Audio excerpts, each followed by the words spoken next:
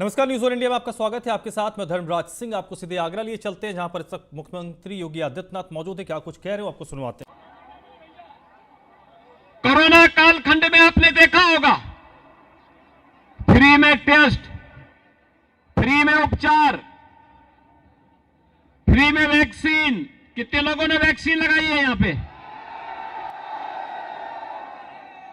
अभिनंदन, आपने वैक्सीन लिया है, कोरोना की लड़ाई जीत ली है।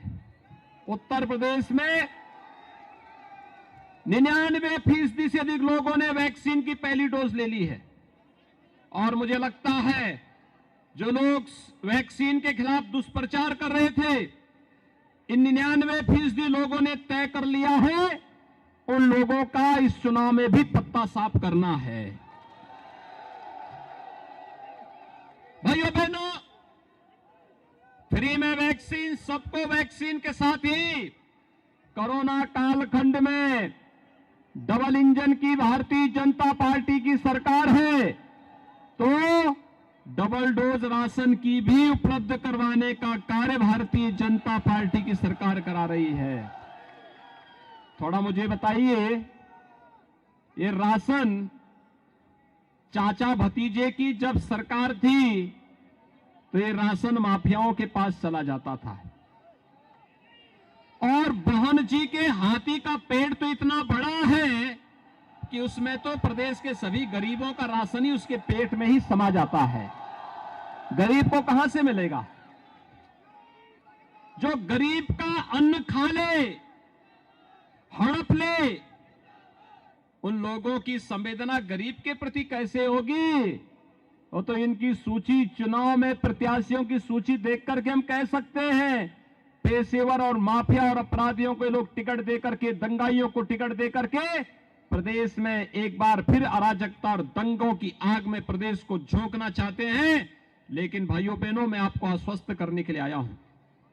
जो उत्साह फतेहाबाद में देखने को मिल रहा है, यही उत्साह शामली में, मुजफ्फरनगर में, सहारनपुर में, मेरठ में, बिजनौर में, मुरादाबाद में, अलीगढ़ में, बुलंदशहर में, हर विधानसभा क्षेत्र में यही उत्साह है। एक ही संकल्प है। लोग एक ही बात कहते हैं कि फिर एक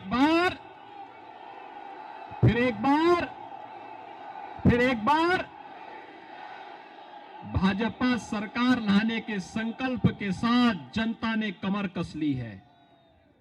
और भाइयों बहनों, मैं तो आपको एक बात फिर कह सकता हूं, भाजपा सरकार का मतलब अपराधी के लिए फिर से गले में तख्ती टांग करके थाने के सामने केवल और केवल इस बात के लिए माफी मांगने के लिए से मजबूर करना कि किसी गरीब को, किसी कमजोर को, किसी शरीफ व्यक्ति को, किसी व्यापारी को फिर से परेशान नहीं करेंगे। जान बकस तो वे फिर से अपराधी उसी तर्ज पर आएंगे, गले में तख्ती लटका करके फिर से गुहार करेंगे कि ठेले लगा करके सब्जी बेच दूंगा, लेकिन किसी गरीब को छेड़ूंगा नहीं, किसी शरीफ व्यक्ति को छेड़ूंगा नहीं।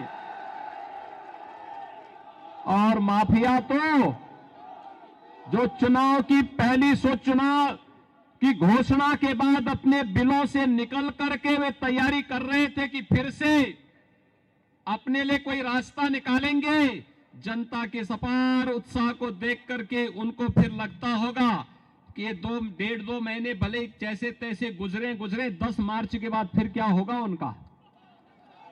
क्योंकि 10 मार्च के बाद फिर डबल इंजन की सरकार का बुलडोजर जब चलेगा किसी माफिया के हराम की कमाई पर। और ये इत्र वाले मित्र तो आप ही के कहीं नजदीक के भी हैं। इत्र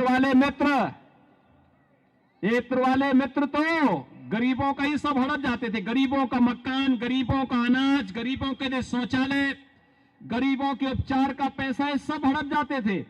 और इसीलिए तो समाजवादी पार्टी को ज्यादा पीड़ा हुई जब इत्र वाले मित्र पर जेसीबी चली और वहां से नोट की ढेर निकलने लग गई।